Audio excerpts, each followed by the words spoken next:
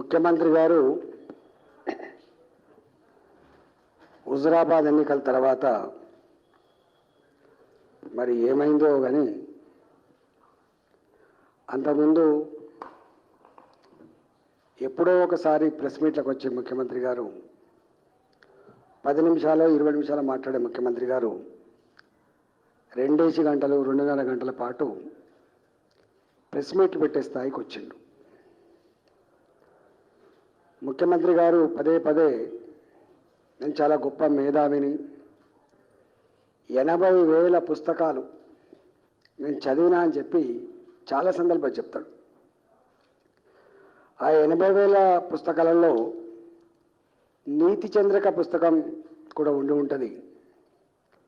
Goebbels తన philosophy సంబంధించిన book కూడా చదివి ఉంటాడు వారు. ఇదే ముఖ్యమంత్రి గారు అసెంబ్లీ జరుగుతున్న సందర్భంలో ప్రతిపక్షంలో ఉన్న కాంగ్రెస్ పార్టీ ప్రధానమంత్రి గారి మీద కొంత పరుష పదజాలం వాడితే ఒంటికాల మీద లేచి ప్రధానమంత్రి గారి మీద ఈ భాష వాడవచ్చా, ప్రధానమంత్రి గారు ఒక వ్యక్తి కాదు కదా, ప్రధానమంత్రి గారు ఒక శక్తి కదా, మనం వారిని గౌరవించుకోవడం మన సాంప్రదాయం కదా అని చెప్పి మాట్లాడిన రికార్డ్స్ ఇప్పటికీ మీ ప్రజల హృదయాల్లో ఉన్నాయి. కానీ ఇవాళ మాత్రం అదే ప్రధానమంత్రి గారి మీద ఇంత నీచాతి నీచమైన పదజాలం వాడుతున్నాడు, ఇంత అసహించుకునే ప్రజలు కూడా అసహించుకునేటువంటి పదజాలం వాడుతున్నారో ఆ పదజాలమే తెలంగాణ భాష అని నమ్మించే ప్రయత్నం చేస్తున్నాడో దాని మీద తెలంగాణ ప్రజలు తూ అంటున్నారు. గీననైనా మన ముఖ్యమంత్రి, గీన మీదనైనా మనం గౌరవించింది, గిట్లెందుకు మారిపోయిండు, ఇదేదో జరిగిపోతున్నట్టుంది అనే భావన మాత్రం వచ్చింది. నేను అడుగుతున్న ముఖ్యమంత్రి గారిని, మొన్న మధ్య పేపర్లో చూసిన ప్రెస్ మీట్లో ఒక మాట, ప్రశాంత్ కిషోర్ గారు వేరే రాష్ట్రాల ఎన్నికల్లో బిజీగా ఉన్నారు, ఆ ఎన్నికలు కాగానే తెలంగాణ రాష్ట్రానికి వస్తారు, వారి సహాయ సహకారం తీసుకుంటాము అని. నేను అడుగుతున్న ముఖ్యమంత్రి గారిని, 1985 to 2018 వరకు ఒక్కనాడు కూడా ఓడిపోకుండా అనేక సార్లు ఎమ్మెల్యే గెలిచినటువంటి వ్యక్తి, అనేక సార్లు ఎంపీగా గెలిచిన వ్యక్తి, ఒక పార్టీ అధినేతగా పార్టీని నడిపించిన వ్యక్తి, మరి అలాంటి వ్యక్తికి ప్రజల నాడు తెలియదా, ప్రజలు ఎట్లా ఓట్లేతారో తెలియదా, ప్రజల స్పందన అర్థం కాదా? ఇవాళ ఈ 35 సంవత్సరాలతో పీకే అవసరం పడ్డదంటే, ప్రశాంత్ కిషోర్ గారు అవసరం పడ్డదంటేనే తన కాళ్ళ కింద భూమి కదిలిపోయినట్టుగా, తన పని అయిపోతున్నట్టుగా, ఎక్కడో ప్రజలలో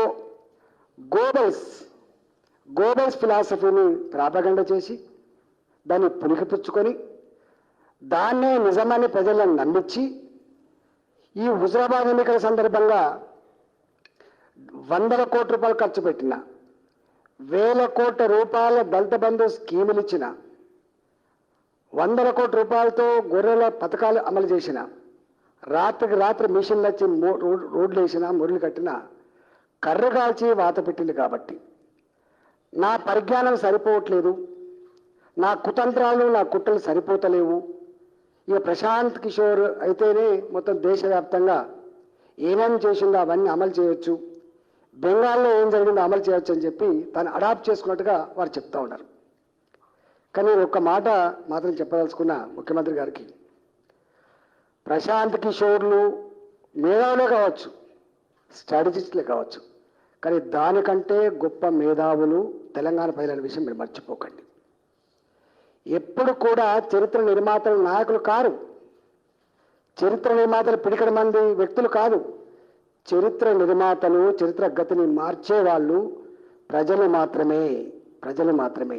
అది మరీ ముఖ్యంగా తెలంగాణ ప్రజలు మాత్రమే మారుస్తారు.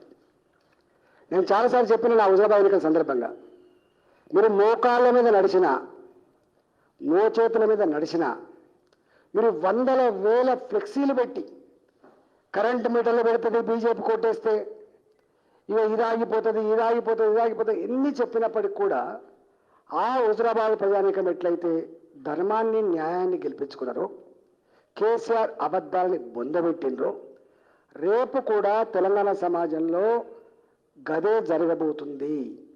దాన్ని జీర్ణించుకోలేక అది గుర్తొస్తేనే అయ్యో ఇట్లా అయిపోద్దా అని చెప్పి బెంగపడి ఇగో ఇట్లాంటివన్నీ చేస్తాడు.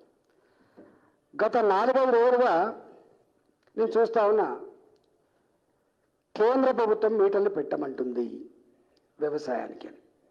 నిన్ననే ఆర్కే సింగ్ గారు క్లియర్గా మేము పెట్టమాట్లేదు, మేము అది ఎక్కడ లేదు మా దగ్గర, మేమే ఉల్టా ఆర్ఈసి రూరల్ ఎలక్ట్రిఫికేషన్ కార్పొరేషన్, అదేవిధంగా పిఎఫ్సి ఈ రెండింటి నుంచి వెళ్ళి జల విద్యుత్ ఉత్పత్తి కోసం కావచ్చు, రకరకాల మోడర్నైజేషన్ కోసం కావచ్చు 55,000 కోట్ల రూపాయలు తెలంగాణ రాష్ట్రానికి అప్పిచ్చినాం. తెలంగాణ రాష్ట్రంలో నాణ్యమైన పవర్ ప్రజానికానికి మాత్రమే కాకుండా ఇండస్ట్రీస్కి మాత్రమే కాకుండా ఇవాళ వ్యవసాయానికి కూడా అందాలని చెప్పి అనుకుంటున్నాము, మేము భావిస్తున్నాము. అట్లాంటి కేంద్ర ప్రభుత్వం 55,000 కోట్ల రూపాయలు ఇచ్చిన కేంద్ర ప్రభుత్వం ప్రజల మీద ఆంక్షలు పెట్టమని మేము ఎందుకు చెప్తామని చెప్పి వారు పదే చెప్తున్నప్పటికీ కూడా ఇవాళ ఇంతకుముందు చెప్పినట్టుగా దుబ్బాకలో ఎన్నికల్లో బీజేపీ గెలిచింది, మీటర్ రాలే. హుజరాబాద్ ఎన్నికల్లో బీజేపీ గెలిచింది, మీటర్ రాలే. రేపు కూడా బీజేపీ గెలుస్తుంది, మీటర్లు రావు. కానీ మా అమాయకులైనటువంటి మా నాయి బ్రాహ్మణుల్ని, పాపం మా నాయి బ్రాహ్మలు మా రజకులకి 2014లోనే మా నాయి బ్రాహ్మణుల కోసం హామీ ఇచ్చిండు, సెలూన్లకు కొంత మేరకు ఉచిత విద్యుత్ ఇస్తా అని. 2018 ఎన్నికల్లో మళ్ళీ మేనిఫెస్టోలో పెట్టిండు, కానీ అమలు చేయలే. ప్రజలందరూ కూడా నాయి బ్రాహ్మణులు కావచ్చు, రజకులు కావచ్చు, ముఖ్యమంత్రి గారి మాటలు నీళ్ల మూటలని చెప్పి వాళ్ళు తిట్ల పురాణం ఎత్తుకునే పరిస్థితి వచ్చింది. కాబట్టి ముఖ్యమంత్రి గారి అబద్ధాలు అర్థం చేసుకున్నారు. కాబట్టి మొన్న హుజరాబాద్ ఎన్నికలు నేను ఏదైతే రిజైన్ చేసిన తర్వాత అయ్యో ఇప్పుడు తప్పించుకోలేం మనం, ఇప్పుడు మాట తప్పలేం మనం, దీన్ని నిలబెట్టుకోవాలని చెప్పి 200 కోట్ల రూపాయలు ఈ కరెంటు సబ్సిడీ కోసం కేటాయించి బడ్జెట్లో ఇవాళ గత కొద్ది రోజులుగా ఈ నాయి బ్రాహ్మణులకు అదేవిధంగా లాండ్రీలకి రజకులకి 250 యూనిట్ల వరకు కరెంటు సబ్సిడీ ఇస్తున్నాడు. అది కూడా మొత్తం లాండ్రీలకు ఇవ్వట్లే, మొత్తం నాయి బ్రాహ్మణులకి ఇవ్వట్లే. నేను ఒకటే డిమాండ్ చేస్తున్నా, ఇవాళ కేంద్ర ప్రభుత్వం నిబంధనల వల్ల లాండ్రీస్కి ఉచిత కరెంట్ ఎగిరిపోతుంది, సెలూన్లకు ఉచిత కరెంట్ ఎగిరిపోద్ది. ఇంత అబద్ధం ఆడతాం ముఖ్యమంత్రి గారు. లాండ్రీలకు ఇచ్చే ఇలా అనేక వేల ఇండస్ట్రీస్కి ఇక్కడ సబ్సిడీ ఇస్తున్నాం. 7 years కరెంట్ సబ్సిడీ. నేను ఆ కమిటీలో మెంబర్ని. కేటీఆర్ గారు ఇండస్ట్రీస్ మినిస్టర్గా, జగదీశ్వర్ రెడ్డి గారు ఎలక్ట్రిసిటీ మినిస్టర్గా, నేను ఆర్థిక మంత్రిగా కమిటీలో ఉన్నా. 7 years 9 years కొన్ని కంపెనీలకి 2 rupees పర్ యూనిట్ సబ్సిడీ ఇస్తున్న రాష్ట్రం. కొన్ని వేల ఇండస్ట్రీకి ఇస్తున్నారు, అనేక వాటికి కూడా ఇస్తున్నారు సబ్సిడీస్. ఇండస్ట్రీకి ఇచ్చేటువంటి సబ్సిడీ 1,000 కోట్ల రూపాయలు ఉంటుంది. కానీ మా నాయి బ్రాహ్మణులకు మా రజకులకి 200 కోట్ల రూపాయలతో ఆ పేదవాళ్ళకి ఇచ్చే సబ్సిడీ ఎందుకు ఆగిపోతుంది? అంటే గింత అబద్ధాల కోరు, గింత నీచమైన ఎత్తుగడ, గింత కన్ఫ్యూజ్ చేసి ఇవాళ ఆ సామాజిక వర్గంలో ఉన్నటువంటి ఎమ్మెల్సీ గారి ఆధ్వర్యంలో, ఆ నాయకుల ఆధ్వర్యంలో స్టేట్మెంట్ ఇప్పిస్తాను. భారతీయ జనతా పార్టీ నాయకుల ఇళ్లల్లో బట్టలు ఉతకద్దు, భారతీయ జనతా పార్టీ నాయకులకు క్షౌరాలు చేయొద్దు. గిదా ఈ ప్రచారం.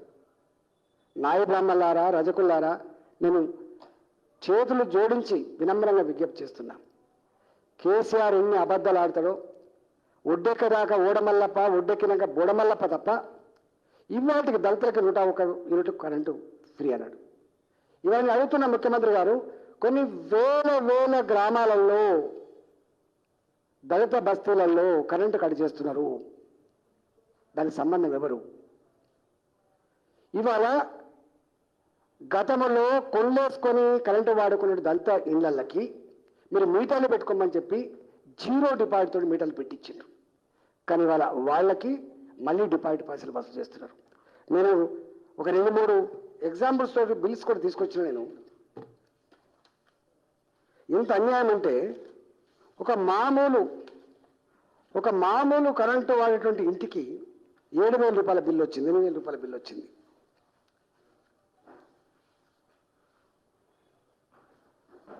వరంగల్లో స్వామి ఆయన వాడుకునే ఇట్లు 89, కానీ ఆయనకు వచ్చిన బిల్లు 6,700 రూపాయలు. ఇవాళ దళిత బస్తీలలో నేను 4 విషయాలు చెప్తున్నా, మీరు ఇంటెలిజెన్స్ కూడా చీఫ్ మినిస్టర్గా చెప్పాలి. ఇవాళ దళిత బస్తీలలో మొత్తం కట్ చేస్తున్నారు పవర్. నెంబర్ 1, ఇది అబద్ధమా చెప్పమని చెప్పండి. నెంబర్ 2, గతంలో ఇచ్చినటువంటి 0 డిపాజిట్ యూనిట్ కరెంటు కనెక్షన్లు కూడా మళ్ళీ డిపాజిట్ వసూలు చేస్తున్నారు. నెంబర్ 2. నెంబర్ 3, 101 యూనిట్ తర్వాత 102 యూనిట్లు కాల్చుకున్నా కూడా మొత్తం 102 యూనిట్లకు ఛార్జ్ చేస్తున్నారు తప్ప 101 డిలీట్ చేసి 1 యూనిట్కు ఛార్జ్ తీసుకుంటారు. అంటే పొమ్మాయి లేక పొగబెట్టిండు, దళితుల కళ్ళలో మట్టి కొట్టిండు. ఎక్కడ కూడా దళితులకి 101 యూనిట్లు కాల్చుకునే కుటుంబాలకు మీటర్లు ఇచ్చి దాన్ని పూర్తి స్థాయిలో అమలు జరగట్లేదు. ఇది అనేక సంవత్సరాలు జరుగుతున్న తంతు ఇది. అందువల్ల ఇవాళ రజకులకు కానీ, నాయ బ్రాహ్మణులకు కానీ, దళిత కాలనీలకు కానీ నేను డిమాండ్ చేస్తున్న ప్రభుత్వాన్ని, మీరు అన్ని కుటుంబాలు ఇవాళ 59,000 కుటుంబాలు రజకులు దరఖాస్తు చేసుకున్నారు, నాయ బ్రాహ్మణులు దరఖాస్తు చేసుకున్నారు. అందరికి కూడా బేషరతుగా కనెక్షన్లు ఇవ్వాలని, సంపూర్ణంగా వాళ్ళకు సకాలంలో సబ్సిడీ రిలీజ్ చేసి వాళ్ళని ఆదుకోవాలని చెప్పి భారతీయ జనతా పార్టీకి మేము డిమాండ్ చేస్తున్నాం. అదేవిధంగా దళిత బస్తీలలో కూడా ఇవాళ ఎక్కడో కడి చేస్తున్నావో కడి చేయకుండా వాళ్ళకి ఇచ్చిన మాట ప్రకారంగా, ఇష్యూ చేయబడ్డ జియో ప్రకారంగా అందరూ కూడా కనెక్షన్లు ఇచ్చి 101 యూనిట్ల వరకు వాళ్ళకి ఫ్రీ కరెంట్ ఇచ్చి 101 యూనిట్ తర్వాత కనుక ఒకవేళ వాళ్ళు కాల్చుకుంటే వాటికి మాత్రమే ఛార్జ్ చేయమని చెప్పి డిమాండ్ చేస్తున్నాం. భారతీయ జనతా పార్టీ పేదల పక్షాన ఉంటుంది.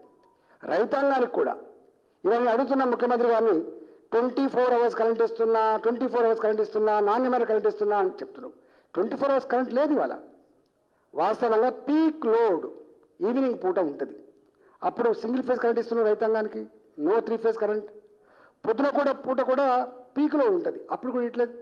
రైతాంగం చెప్తున్న ప్రకారంగా, మేము గ్రామాల్లో తిరుగుతున్నప్పుడు చూస్తున్న ప్రకారంగా 24 అవర్స్ పవర్ ఎక్కడ లేదు, కేవలం 18 గంటల పవర్ మాత్రమే ఉన్నది. వాళ్ళు ఇచ్చిన వాడుకునే పరిస్థితి లేదు. మీరు ఏ కాళేశ్వరంకు 1 లక్ష కోట్లు ఖర్చు పెట్టినా అని చెప్తున్నారు. 120 రోజుల పాటు దాదాపు 360 టీఎంసీ నీళ్ళు తెచ్చే కెపాసిటీ అని చెప్తున్నారు.